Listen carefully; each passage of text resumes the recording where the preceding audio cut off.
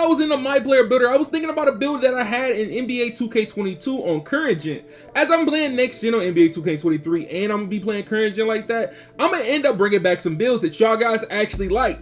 As of this Playmaking shot creator that was a catfish build that had great defense, it had like a 92 steal, a 99 3-pointer. It was a crazy build. I was thinking about what if I bring this build back and bring it to NBA 2K23, but since how the builder works, since this build finishing wasn't like crazy, it definitely can get the job done and definitely be playable on NBA 2K23. And the way NBA 2K23 is set up, it's not meant for you to be able to do almost everything that we was used to. It's meant for you to do a few things. You can't be always a specialist in everything. They're going to end up being specialized in maybe 1 or 2 things, or maybe 3 things at the most, but you're not going to end up being able to do everything at a great rate. And as I'm messing around with this build and messing with the stats, I got it close enough to end up looking like that build I had in 2K22. But look, we might end up hopping into it. This build is gonna be a point guard build. I'm telling you, the point guard builds this year, they put some love in the point guard builds, but the smaller builds, this is one thing about having a small build this year. Most small builds that's somewhat scores, they don't have defense. That's one thing. Most of the scoring builds that you're gonna see, like slashers, shoot, like a slasher that can shoot with a little bit of ball, they're not gonna be able to play defense. But as this build being 6'1", 186 pounds with a 6'6" wingspan, go compact body type if you want to. But as you look at the stats, I'm able to end up still getting a driving dunk if I wanted to, a high 3-point rating, a high ball control, and I'm gonna have high defense on this build. But like I said earlier, there's so many different ways that you can set this up. If you're someone that don't want the actual defense to be super high, but you just want it at a certain rate to get certain badges, you can set it up like that. You can just use this as a blueprint if you want to end up mixing around with a build, especially a small guard build or around a little small area. You can also make this build 6'2" with a 6'7" wingspan as well, and it works perfectly. But as to the ball control, we're going to end up going with a 94 ball control so we can get those hands for days on goal, 90 speed with ball, 70 pass accuracy is kind of all right now. Until everybody get their badges, you might see a change in that pass accuracy, maybe like a 75 or an 80 pass accuracy. But if you want to be safe with it, you can go with 75 pass accuracy, but just know when you end up doing that, you're going to end up losing a lot of attributes, just going up 5 on your pass accuracy to end up getting put somewhere else. But as of the physicals, hey, they look great. 90 speed and acceleration. Then you got the 90 stamina or the 95 stamina based on how you want to set it up. As you can go with 95 or 90. Hey, as of the vertical, you're gonna go with vertical at 60, and then if you want to put strength on this build, you could.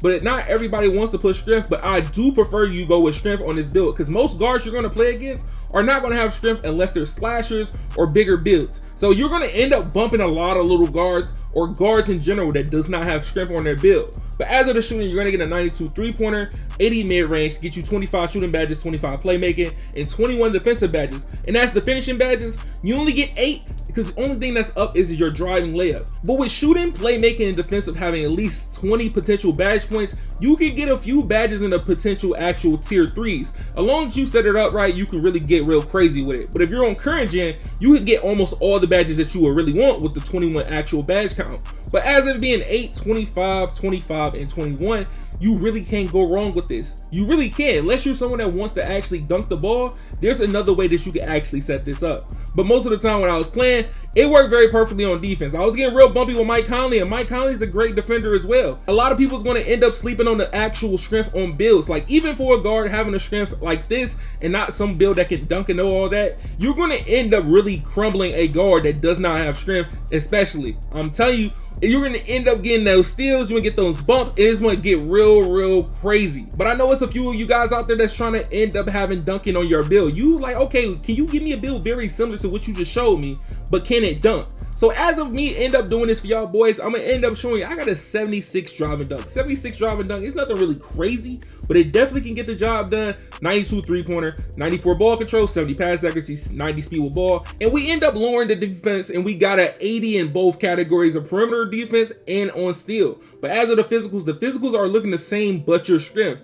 As of doing all that, you have to lower your strength to even get your driving dunk on this build. If you want to end up still messing around with it, you could. But as of having 14, 25, 25, and 17, if you can find a way to end up getting 2 extra badge points on finishing, especially if you're someone that's going to end up going to play the NBA and get those 4 extra badge points from my career and put 2 on finishing, it definitely can change how the build is portrayed. But as of my guys who's on current gen, as a 7, 25, 24, and 20, that doesn't really seem that bad. It's somewhat similar, but it's not as crazy. But as of this, you still get some of the same stats that we have on next gen. As of the badge count, the badges are looking very similar, and you can get almost every badge that you really want when it comes to this setup on this build. So if you're someone that's looking to dunk, hey, you can still mess around with it and just change a few things here and there, as I told you about the last build on next gen. And some of you might be thinking, why did you have an 86 perimeter defense or an 85 steal? The reason I end up doing that so I can be able to get silver glove and I'll be able to get silver clamps, and I'm still able to get intimidator on this build. But as with the takeovers, you can pick sharp takeover, playmaking takeover, or you can do sharp takeover and shot creating takeover as like a nice little combo to do. But as on next gen, I end up messing around with the pure sharp takeover. You could mess around, it's just based on what's your preference. You still are able to end up getting almost every takeover in the game, but finishing on these builds. So if you were someone that wanted to get slash and takeover in your build, you're gonna have to end up raising that drive and dunk to at least an 80. So if you want to tweak it if you want to, but as of the name you get, you're gonna end up getting the two-way shot creator, Tim Hardaway, Mike Conley, and Fred VanVleet. That's not a bad, you know what I'm saying, shades of, that's not a bad combination of people. But as of on current gen, it's literally about the same, but now I got Kirk Heinrich instead of Tim Hardaway Jr. But as of having a two-way sharp, I'm gonna show you how to set this up, especially for my guys on next gen. As of you setting this up on next gen, bro, y'all already know this actual tier system is really how y'all kind of messed up. So as of me only having 8 finishing badges, I'm gonna put on Acrobat, Fearless Finisher, Pro Touch, and we're gonna end up making Acrobat our core badge. But as of the shooting badges, since we got 25, you could really go crazy with these 25 shooting badges. Throwing guard up on, amped on gold, then you got green machine on silver. Now you still have enough to end up getting these other badges. I can put limitless range on, make it my core badge, and still end up getting extra badges down here. Like I can get blinders and I can still get Deadeye. But with me being left with 12 actual points, I can end up getting these on silver. So I can get silver blinders and I can get silver Deadeye. So as of that, we're already done with the actual shooting. But when it comes to the playmaking is very somewhat easy since it's mostly quick first step, unpluckable. That's already 10. As of already doing that, you can end up already going to your tier 3. Going to tier 3, you can put your handles for days up, make it your core badge if you want to, killer combos on gold, and then you will still have enough when you end up making those a core badge, because now you can get clamp breaker or you can end up getting ankle breaker. It's just a mixture of things you can do with these last 7. You can get gold clamp breaker, mismatch expert, or you can just put ankle breaker on and just mess around with the badge count, and we put on hyperdrive. But very soon I'm gonna end up dropping a video trying to break down how to set up your badges, especially with the core badges, and how to end up getting your core badges, especially with the challenge that's needed for the core badges. So look, as we get to defense, I'm gonna put minutes on, I'm gonna put pick dodger, things like that. Now I'm already in my second row for tier 3. As a tier 3, I can put challenger on, put it on gold, and then I can put clamps, and now I'm able to end up getting gloves or interceptor on bronze. So with that, I have all the main badges I really want.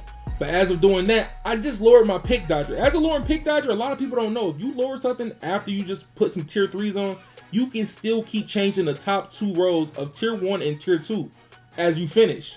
But if y'all boys like what y'all see with this build, like the attributes, the setup, and the badges, make sure y'all boys drop a like, subscribe, do all that good stuff, put on those post notifications so you don't miss more videos like this. Hey, it's 2 videos on the screen right now that you might want to check out that you don't want to miss, especially this broken Ja Morant build that's now in the game, or the new dribbling system in NBA 2K23.